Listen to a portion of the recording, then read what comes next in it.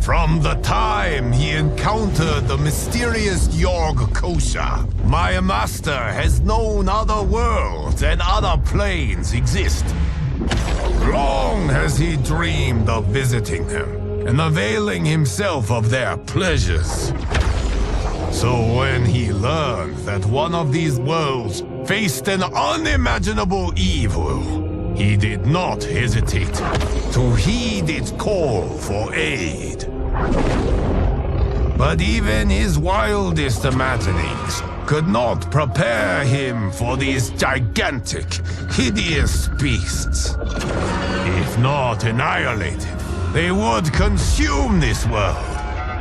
And after that, fill their bellies with ours. Pleased with his new allies, and eager for the adventure this new world afforded, Conan chose to stay here once the battle was won. Many wars did he fight. Honor and fear were heaped upon his name. In time, it became legend.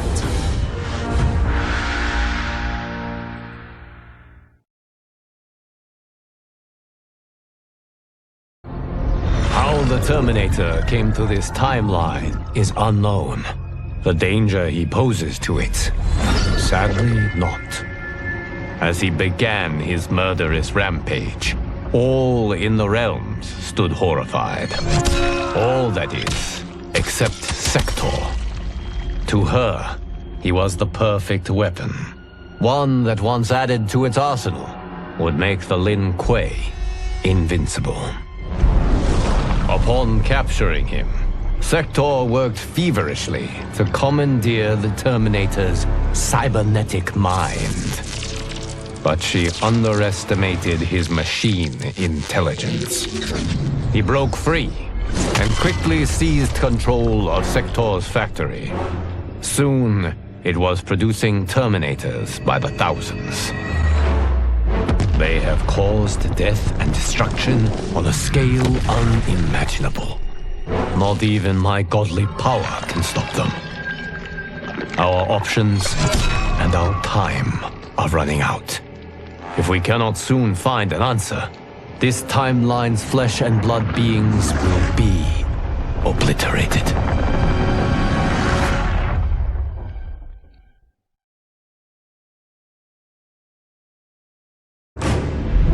One minute, I'm in Woodsboro, closing in for the kill. Then the next, somehow, I'm here. How did it happen, and why?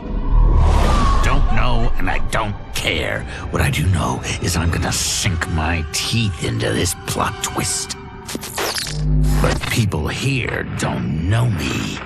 And if I'm gonna relish making mayhem, I need 'em fucking scared. Live streaming some kills will do the trick. The shredded flesh and splattered blood will go viral. And that's when the fun really begins.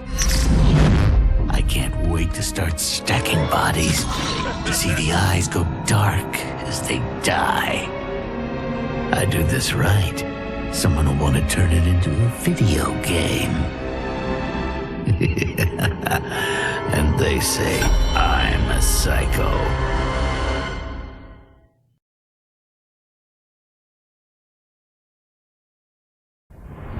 Project Starfish? Project Butterfly? Crazy town. Both of them. But neither was as fucked up as Project Magician. I was way over my head with Eclipse. I mean, the dude's a goddamn god. Somehow, though, I got his back to the wall. Freaked him out so bad, he cast a spell that sent me here. I guess he thought sending me here would finish me?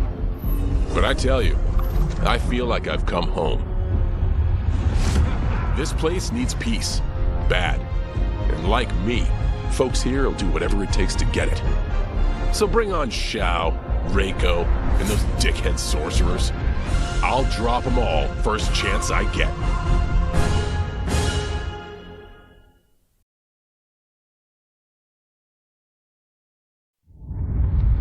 Desperate to avoid defeat, Titan Shang Tsung had stolen me from my timeline to set me against Liu Kang.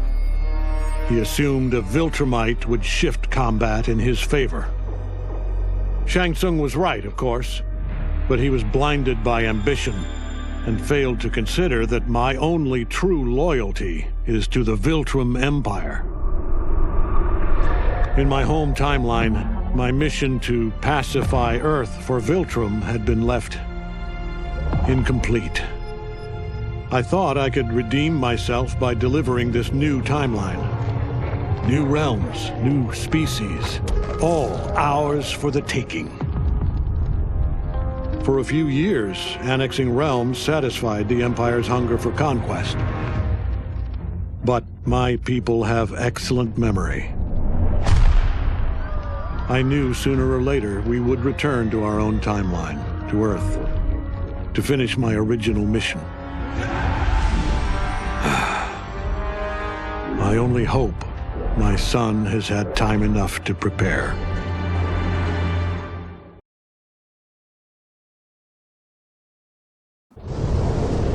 How many times have I saved them? I give and give and give, but no, I laser a few measly innocent bystanders, and suddenly they're all, "What have you done for me lately?" I guess they forgot there's only one true justice in this world. Me. But of course, that was before things got weird. Gotta admit, a portal from another dimension opening up and demons pouring out wasn't how I thought Tuesday was gonna go. But then again, that multiverse crap is all the rage lately. So who knows? And the same ungrateful crybabies who whined about me lasering a few dozen nobodies, now they beg me to save them. So I save the world again. I mean, it's my world. Can't let a bunch of demons disrespect me. After I finished them off, their portal or whatever was still open, which could only mean one thing: sequel. I went in the damn glowy hole, and what did I discover? Another realm with a tournament where gods and monsters fight to the death. It was like Votland, but just for me. Honestly, I only wish I had known about this place sooner, because I've had the time of my life.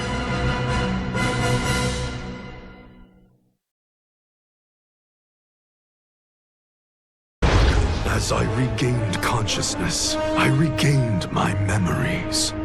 My transformation into a creature of chaos. My defeat of Titan Havik. And my failed confrontation of Liu Kang. Sektor was obsessed with finding the means to purge my soul of Titan Havik's corruption. She was shocked when I told her she should do no such thing. Infusing my soul with chaos did not damage me. It enriched me. By embracing randomness and chance, I have unlocked vast new powers. My combat is less predictable, more formidable, and radically more lethal. Titan Havik gave me these gifts to use in fomenting his chaos. Instead, I will use them to fight for the Lin Kuei. Liu Kang, the Shaolin, my brother, and his clan, will yield in terror when confronted by my perfection.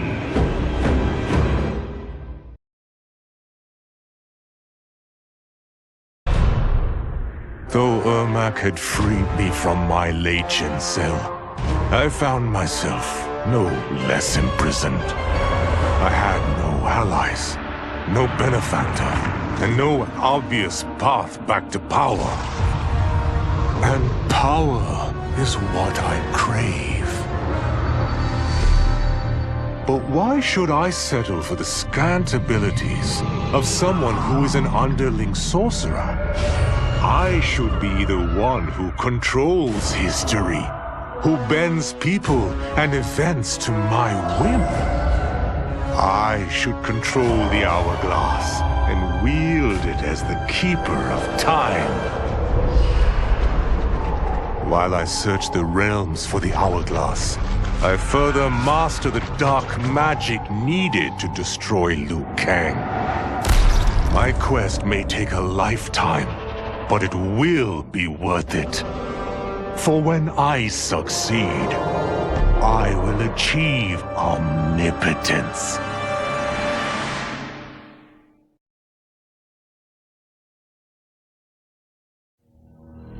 Though Kuai Liang had accepted me as a Shirai Ryu, many of his warriors could not. The bloodshed at the wedding had left many injured and scarred. Their hearts understandably simmered in bitterness. It boiled over one day as we trained. A push became a shove, and suddenly I was fighting for my life. After he intervened, Kuai Liang banished the instigators. It made me ill, how my presence was disrupting the clan. It was no way to repay Kuai Liang's mercy. So, I offered to resign and asked for those who attacked me to be reinstated. But instead of ending my time with the Shirai Ryu, my gesture heralded a new beginning. It gave those still resentful of me pause, enough for them to permit me a fair chance to prove myself. Given the circumstances, it is all I can ask.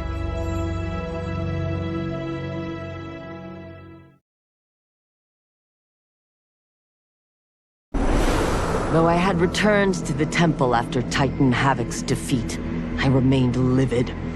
Livid with Bihan's foolishness, Kuai Liang's betrayal, and Cyrax's defection to his Shirai Ryu.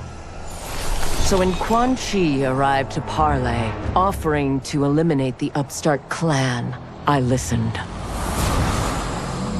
For his services, Quan Chi asked that I retrieve an amulet that was locked away in the Temple of the Elements. No small task, given its wards and guardians. The one worth undertaking, if it would finish the Lin Kuei's rivals. But before I could find the amulet, I found Bihan. There he was, imprisoned and forgotten, when Liu Kang had promised to restore him. As I rescued Bihan, all thought of retrieving Quan Chi's treasure was quickly forgotten. I will never forgive Liu Kang for this betrayal. That he is a god will not stop me from seeking vengeance.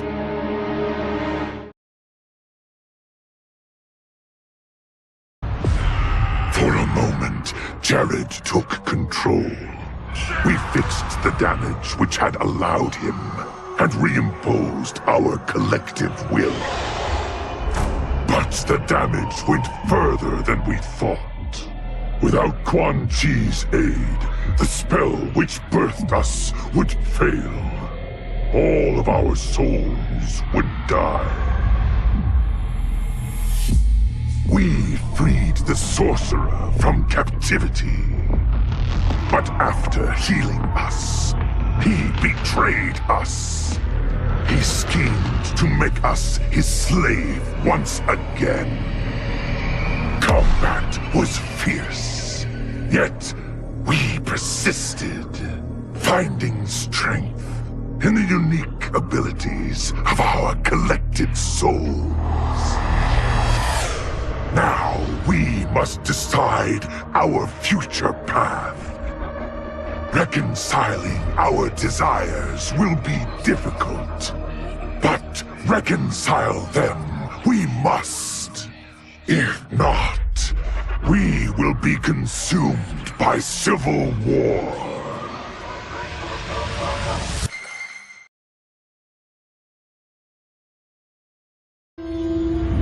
To kill a snake, you cut off its head. Or in the Yakuza's case, its heads. Kenshi said I couldn't do it. But he didn't know what I knew. That the family's bosses were meeting to talk shop and settle disputes. In one fell swoop, I could decapitate them all. As they nursed whiskey and negotiated, I waited. My moment came, then was cut short, when a fiery portal opened. Out of it stepped men I'd never seen before. And from the boss's low bows and averted eyes, I could tell they were the ones really in charge. Listening in, I learned they run the Red Dragon, an ancient clan secretly behind all of Earthrealm's crime families. I could crush the Yakuza, but these Red Dragon would simply replace it, probably with something even worse. I'm facing a powerful new enemy in my war on the underworld, one I never saw coming, and I've got to finish them, or die trying.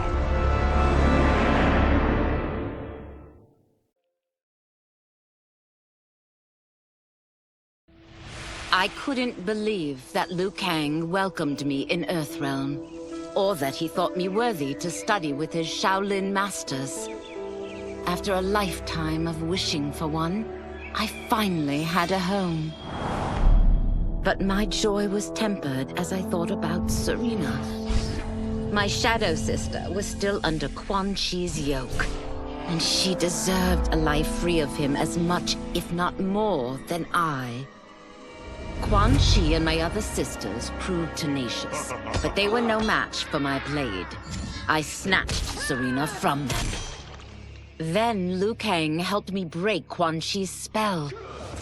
Her mind free of his influence for the first time in years, Serena chose to join me in Earthrealm.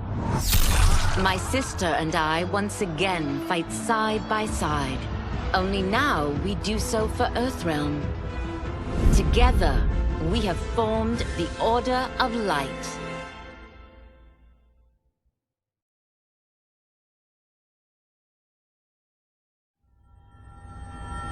While the regime had changed, little else had. My people still suffered in silence, ignored by the rest of Outworld. Though now I knew Empress Mileena's secret, that she was also afflicted with Tarkat. If anyone would help, it would be her. But how to get an audience? Syzoth. He was the Empress's new emissary to the Zaterrans. I asked him to introduce us. At great personal risk, he agreed. And as I'd prayed, the Empress was willing to meet. Even better, she would visit the colony. She was shocked to see how we lived. She moved quickly to provide for our care and comfort. Thanks to the Empress and Syzoth, we Tarkatans are no longer pariahs. Until our disease can be cured, that will do.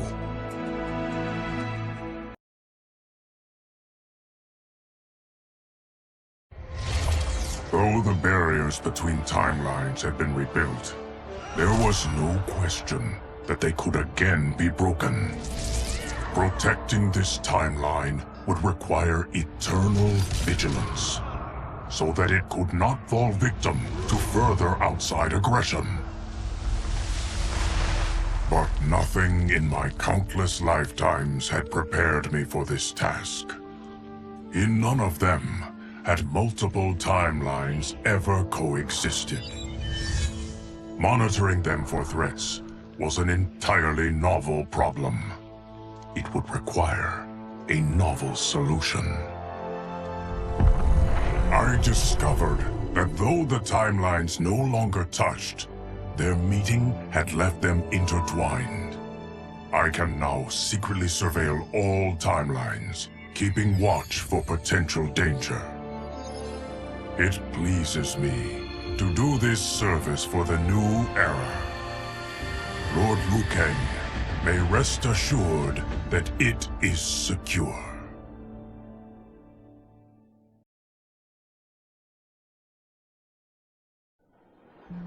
Quan Chi's defeat had cost me everything.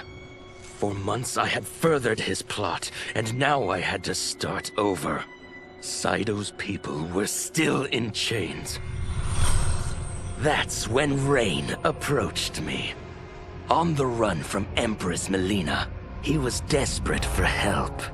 And though I'd had my fill of sorcerers, this one was different. I agreed to provide him safe haven. He agreed to help topple Saito's government. And topple it we did. Rain summoned a wave so fast, so powerful, that it crushed the capital. Saito's fascist rulers were swept away.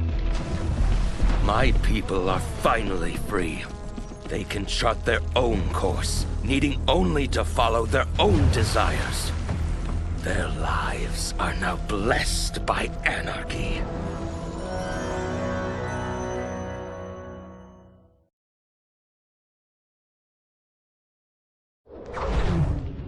Since this whole thing kicked off, I'd wondered why Liu Kang chose me to be a champion.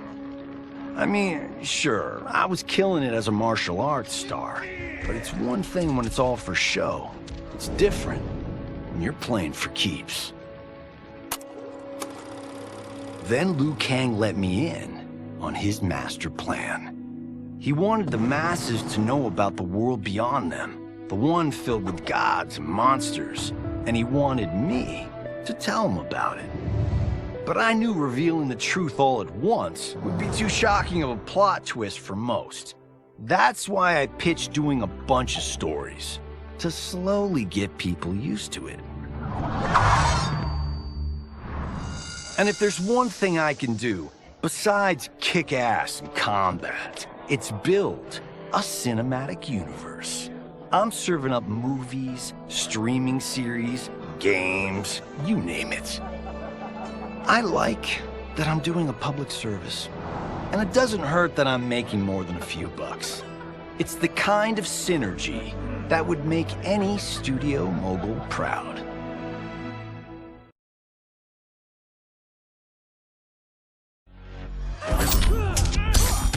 I wasn't looking for allies against the Yakuza, but I found one in Special Agent Jackson Briggs. He'd heard gangsters plotting to kill me on a wiretap and came calling, hoping I'd be his informant. We planned to part ways when we got the job done, but then Shang Tsung showed up to steal Sento. Needless to say, Jackson had questions. It blew his mind to hear that the stories in Johnny's movies were real. Once the shock wore off, Jackson quickly sized up the threats Earthrealm faced. To deal with them, he got his bosses at the FBI to form the Outworld Investigation Agency. When he asked me to sign on, I hesitated. After all, me? A government agent? But it's an important job. And more importantly to me, an honest living.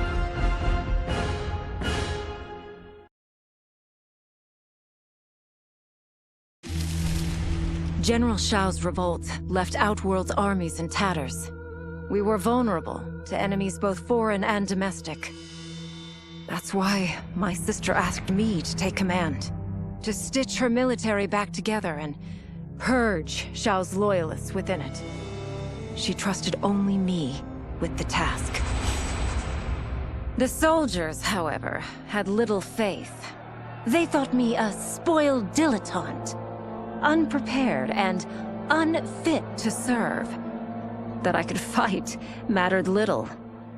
All that mattered was that I wasn't one of them.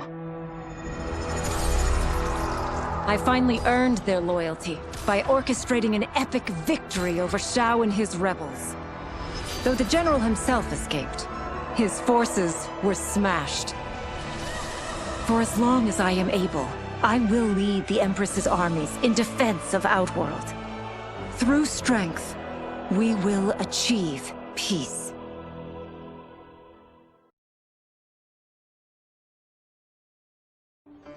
It was inevitable that the Shaolin Masters had me join them.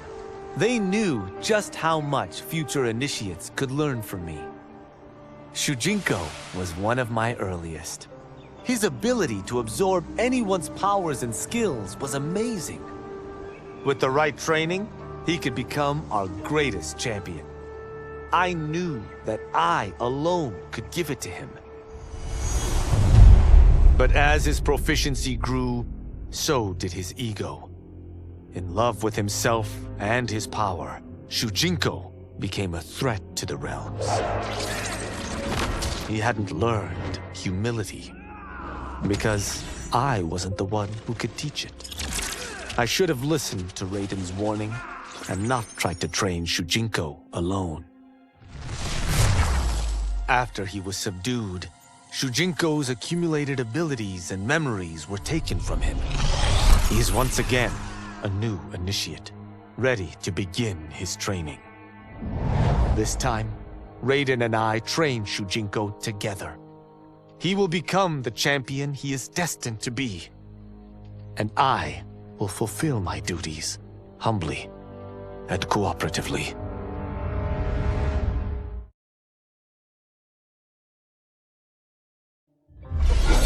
As her reign began, Empress Mileena faced many challenges. To meet them, she turned to the people she trusted.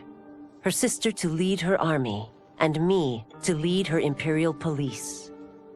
Though I missed Empress Sindel dearly, I was glad my ties with her family had been mended.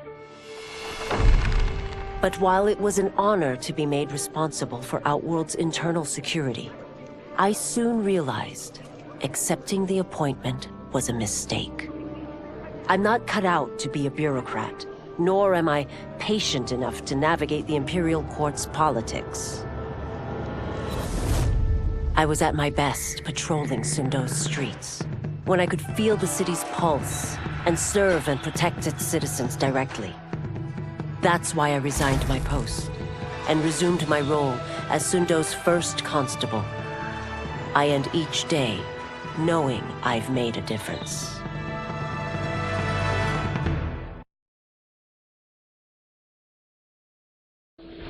My loyal partner had warned me. Reclaiming my power as Keeper of Time might have unforeseen consequences. In this, as in most things, he proved prescient. The process I had undergone did irreparable harm to my body. Taking back my power had cost me my immortality. While my lifespan would still stretch across eons, I would one day perish. And if the war with Titan Shang Tsung taught me anything, it is that this timeline is not safe without a protector. Yet I had never given thought to choosing a successor. Who is it that could replace me and protect my new era? The answer, of course, is Geras. Tireless and meticulous, he is perfectly suited to be entrusted with this grave duty. And no one knows better the temptations of the hourglass. I have no doubt he will be above them.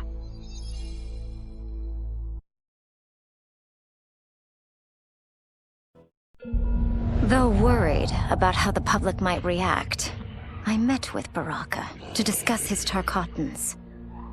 Speaking from his heart, he moved me. I agreed to visit his colony and see how his people lived. The conditions were atrocious. This was one of my mother's few mistakes. Like all Outworlders, she treated Tarkatans with scorn. What they deserved from us was compassion. And the only way to get it for them was to reveal my affliction, To show all my subjects that even an empress could get Tarkot. The scandal my revelation caused was intense. But with the help of Kitana and Tanya, I emerged from it a stronger empress than ever. My honesty, empathy, and resolve won over my remaining doubters. There is no longer any question that I am fit to lead the Empire.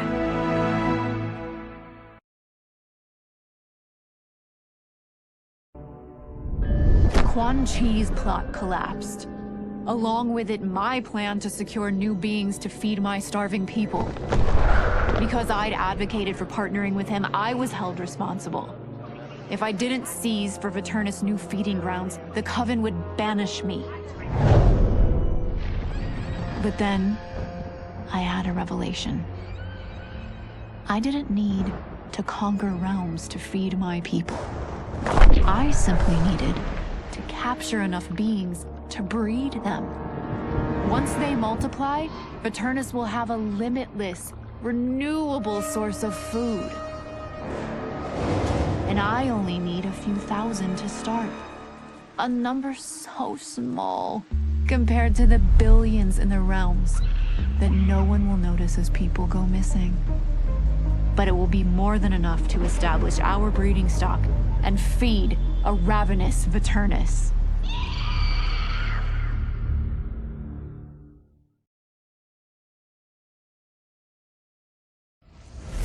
Were it not for my godly counterpart, I would not have survived the battle against Titan Shang Tsung.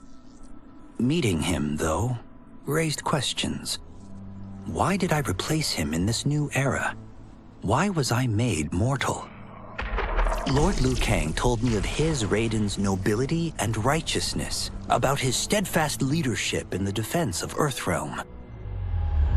He also told me about Raiden's dark side, how he could be consumed by rage and cast aside the rules he otherwise lived by. Making me mortal and incapable of such anger was to keep me from following in his footsteps. Though I understood the reasons why, I felt I had been done a disservice. To survive the coming battles, I may need the edge that only great rage can bring. As the Shaolin couldn't aid me, I sought out someone who could. Someone to stoke the fire within me and teach me to master it. For this, I could have no better teacher than the Shirai Ryu's Grand Master.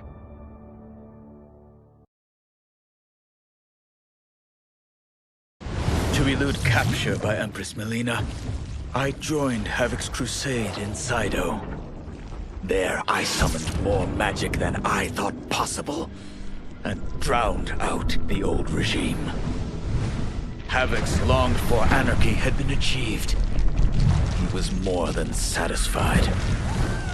But I was left empty and broken. Had I been satisfied as Outworld's High Mage, not let myself be tempted by Shang Tsung, a great city would not now lay in ruins. I've caused devastation, ended thousands of lives, all because of my blind ambition. I've betrayed my oath, my sovereign, and my realm. These high crimes merit punishment, and I'll accept whatever the Empress gives me. My only ambition now is to one day be forgiven.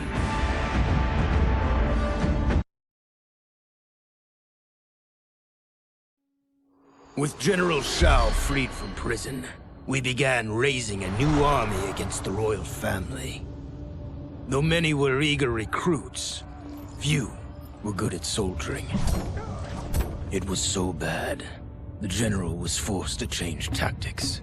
He decided that we needed a doomsday weapon. That weapon isn't a thing, though. It is a monster. Onaga, the Dragon King. The general told me the old legends were true, that his ancient ancestor defeated Onaga, trapping him deep inside Mount Sagan. The Dragon King is still there today. His pent-up fury waiting to be unleashed. Because Onaga is so dangerous, the General wouldn't risk trying to tame him before. But now, he feels we have no choice. Though I likely won't survive, I accept this mission gladly. I can think of no greater honor than to give my life in the General's service.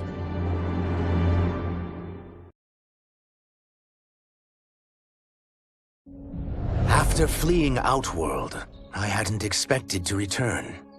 But then, I also hadn't expected the new Empress to make me an offer I couldn't refuse.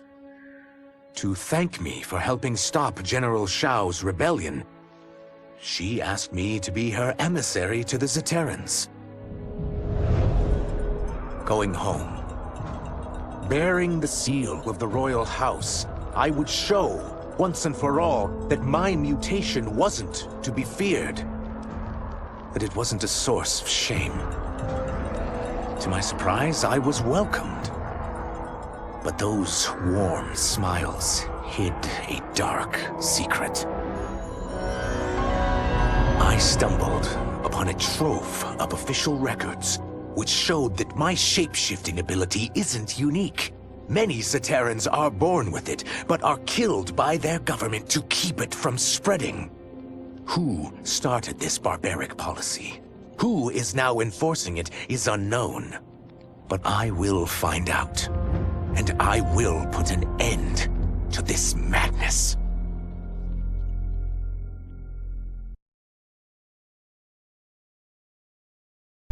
No sooner had Titan Shang Tsung been defeated than Bi-Han and his loyalists hunted us down. Outnumbered, we fled to Japan. There, we sought refuge from an old family friend. As children, we played together.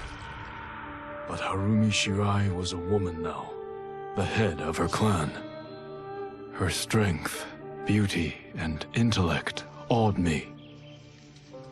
Also incensed by Bi-Han's betrayal, Harumi agreed to help me forge a new clan, one that would stand against him and defend Earthrealm. Her aid proved invaluable, and as time went on, we grew closer.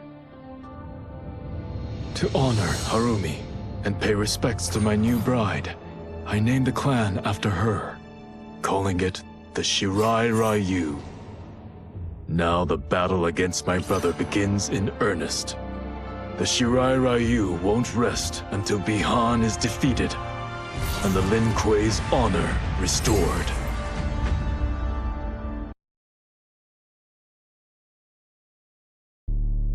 After escaping Lei Chin prison, I was hounded by the Imperial Police. I needed a place to hide and to recuperate while I plotted the best way forward. I knew the remote canton of my youth would be perfect. To escape capture, I traveled by sea. Little did I know that a gargantuan storm was brewing. My tiny craft was smashed apart. I closed my eyes, waiting to drown, hoping that the Netherrealm wouldn't claim my soul. But when I reopened them, I found myself not in hell, but on a deserted island. From its ruins, I could tell that great sorcerers had once lived there.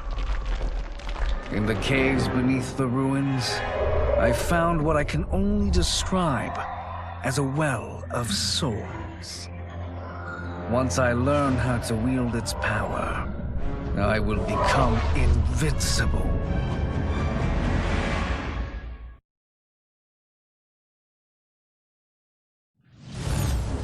The battle had been lost, but the war isn't over. I won't stop fighting until I take Outworld's throne. That they thought Lei Chin prison would hold me is laughable. Once free, I began planning my next campaign. I would need an unstoppable army to overthrow Mileena. Unfortunately, most of my former soldiers lacked the courage to rally to my standard. Rebuilding my army would require finding new recruits. And that task is proving easier than expected. Outworld's golden age has left more than a few behind. Without hope, without power, they eagerly heed my call to tear down Mileena's government.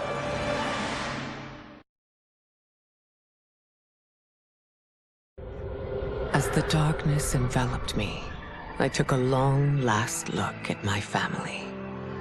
I did not expect to see them again until their souls joined mine in the living forest. But miraculously, my beloved husband delivered me from oblivion. Though he couldn't save my body, Jared had preserved my soul. Like him and countless others, I am now a part of Ermac. Yet ours is not a peaceful repose. The collected souls within Ermac have their own needs and agendas. Before we can speak as one, we must first reach consensus. I had thought, as the former rulers of Outworld, I and Jared would hold sway. But here we are, two souls among many thousands, fighting for the right to be heard. And if there is one thing we do well together, it is fight. We will win the right to govern Ermac as we once had governed Outworld. And we will rule for the benefit of all.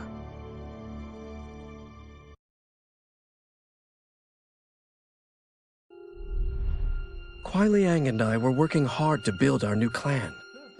But even with the help of his close friend Harumi, it was difficult. The biggest problem was finding the right initiates. Then, one night, while walking outside Harumi's compound, I was attacked. I thought at first it was a Lin Kuei assassin, but his strikes were too uncertain, too angry. My attacker, it turns out, was a boy.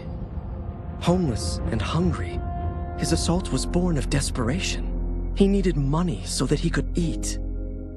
It was like looking at myself 15 years ago.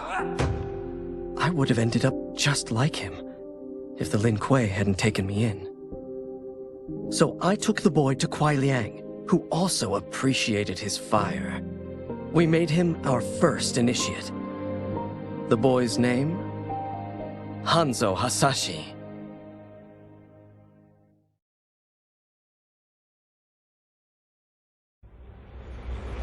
I had broken the Lin Kuei free of Liu Kang's enslavement.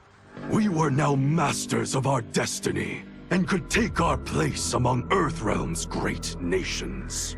But taking and holding territory would require a vast army.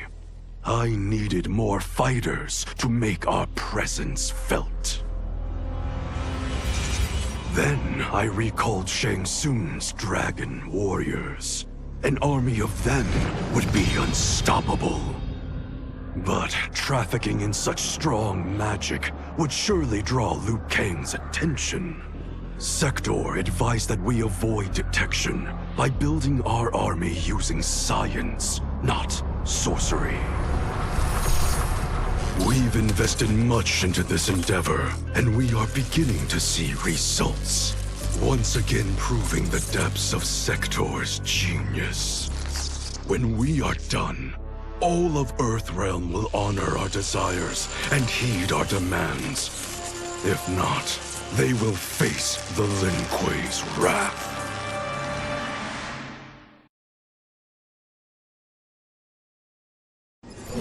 Until recently, I hadn't met Li Mei, but I had heard the stories. How the Umgadi's matron superior blamed her for not preventing Emperor Jared's murder. How she quit in disgrace rather than accept punishment. But those stories didn't fit the woman I now knew. Li Mei would never have been so negligent. Eventually, I uncovered the truth. The failures and mistakes which led to the Emperor's murder, they resulted from poor decisions made by the Matron Superior themselves. They made Li Mei their scapegoat. When the Empress found out, she wanted the Umgadi disbanded. But I convinced her that it could be reformed. To make sure it did, she put me in charge. I am humbled by this sacred responsibility. The Umgadi, my sisters, they are my life. I will not let them be brought down by the acts of a selfish few.